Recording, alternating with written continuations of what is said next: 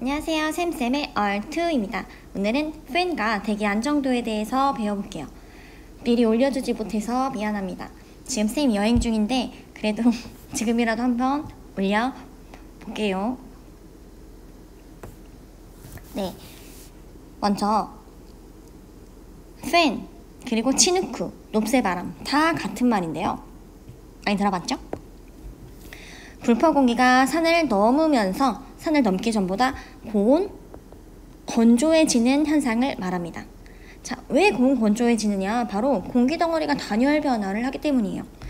우리는 계산할 수 있어야 합니다. 눈치채셨죠? 꼭이에요, 꼭. 먼저 실제로 계산을 한번 해볼게요.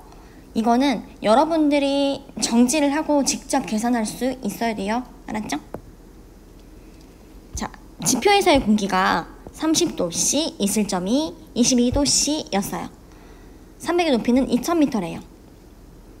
그러면 건조를 선택해야 될지 수분 단열 감류를 선택해야 될지를 알아야 되기 때문에 먼저 상승 응결고도를 계산을 해야 합니다. 알았죠? 상승 응결고도는 구할 때 온도와 이슬점 온도가 주어지면 그냥 계산할 수 있어요. 그쵸? 어떻게? H는 125 곱하기 T 마이너스 TD죠? 네, 이거를 그러면 대입을 하면 125 곱하기 T에서 TD를 빼면 30-22, 8입니다. 좀 빨리 할게요. 따라서 1000m가 되겠습니다. 1km와 같은 말입니다. 이해하죠? 그러면 그 다음으로 A, B, C, D에서 기온과 이슬점을 구하고 그래프에 한번 나타내 볼게요. 출발점 지표에서 30도씨, 22도씨였어요. 이때 B점은 바로 상승 응결고도였죠. 먼저 그냥 해보면 너무 쉽게 1km를 올라갔기 때문에 기온 감률이 1km당 10도씨니까 20이에요, 그냥. 근데 응결했다라는 건 습도가 100%, 즉 이슬점과 기온이 똑같으니까 계산해보나마나 20이에요. 완전 쉽죠? 다음 이제부터 이 C까지 정상으로 올라갈 때에는 수분 단열 감률 감마 S로 올라갑니다. 1km당 5도씨잖아요. 그러니까 계산을 해보나마나 여기서 20에서 1km 올라갔으니까 5를 빼는 거지. 그러니까 15도씨. 이 포화 상태에서 응결을 할 때에는 늘 기온과 이슬점이 똑같기 때문에 이슬점 계산 하나마다 15도야. 말이 좀 빠르죠?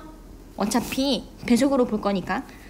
다음 근데 이제부터 다시 내려올 때 단열 압축 때문에 공기덩어리가 온도는 상승을 하는데요. C에서 D로 내려갈 때 이때는 100%였다가 조금이라도 내려가면 바로 불포화잖아.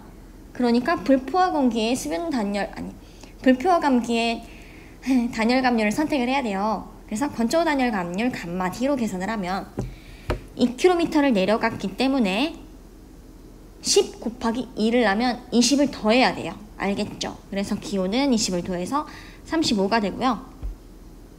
이슬점은 15에서 이슬점 감률이 2도씨 per km잖아. 근데 2km를 내려왔기 때문에 4를 더해야 돼요. 따라서 19. 와우, 끝났잖아. 그래서 지표에서 30에서 산을 넘었더니 35, 고온. 그리고 이슬점이 22였다가 산을 넘고 내려왔더니 19, 오잉? 이슬점이 더 낮아졌네? 즉, 이슬점과 기온의 차이가 크면 클수록 건조하거든요? 그만큼 더 많이 냉각해야 공기가 응결한다는 소리니까. 그런데 기온과 이슬점 차이가 커졌죠?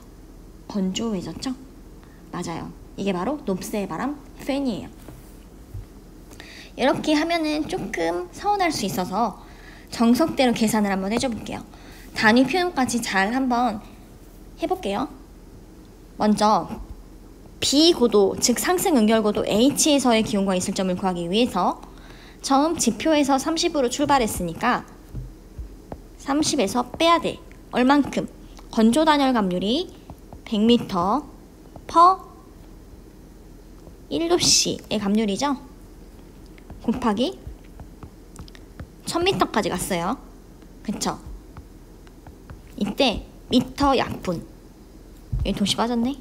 그리고 약분해서 10이 남았어. 10을 곱하면 결국 30에서 10을 뺀 20도씨. 여기 도씨의 단위가 남죠. 그쵸? 다음 이슬점은 처음에 출발할 때 22도씨 마이너스 100m per 0.2도씨의 이슬점 감률 곱하기 상승 응결고도 1000m 올라갔습니다. 이만큼을 빼주는 거야. 22도에서 이만큼을 이슬점 감률 곱하기 올라간 높이만큼을. 그러면 따닥 없어지고 10이 남아서 곱하면 2. 22에서 2를 빼면 20. 와, 완전 쉽잖아. 다음 이제부터 B에서 C로 올라갈 때는 수변 단열 감률 감마 S로 해야 합니다. 따라서 20에서부터 빼. 이제 단위 안 붙일게요. 0.5도씨 per 100m 안 붙인다고 해놓고 그 다음에 1000m 올라갔죠. 수변 단열 감률은 100m per 0.5도씨예요. 그래서 10 곱하기 5만 0.5만 남아서 5를 빼면 15도씨. 이슬점 감률과 수변 단열 감률이 똑같아요. 언제부터? 상승 응결고도 이후부터 습도가 100%일 때는. 알죠? 그거 꼭 기억하세요. 알았죠? 포화 상태 공기는 온도와 이슬점이 똑같다. 그래서 20 마이너스 뭐 다 과정이 똑같아요. 그래서 15도씨. 그쵸? 그럼 이제 여기가 중요하죠. D. 꼭대기에서는 15도씨였어. 더해야지. 그치? 이제는 스임 킬로미터 감률로 계산해도 되겠죠? 그쵸? 15도씨 곱하기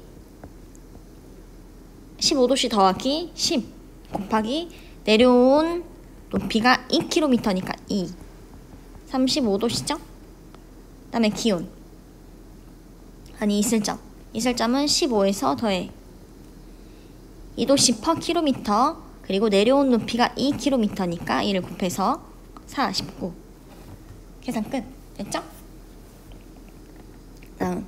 이제 이걸 그래프로 나타내보면은 기울기가 진짜 편해요. 처음에 지표에서 공기덩어리의 기온이 30도씨였다? 근데 상승 응결고도가 1000m잖아. 그러니까 여기까지는 건조단열 감률 1km에 10도씨 내려간 이만큼의 기울기로 상승을 해 공기가. 그 다음부터 상승 응결고도에서는 기울기가 꺾여요. 왜냐? 건조단열 감률에서 수변단열 감률로 바뀌기 때문에. 그래서 이렇게. 그래서 2000m에서는 15도씨가 됐죠? 근데 내려올 때는 다시 이 기울기가 나란하게 이렇게 건조단열 감률로 내려와야 돼. 이해합니까? 그래서 이렇게 됐죠? 그 다음에 이슬점 감률은 처음에 지표에서 22도씨였다.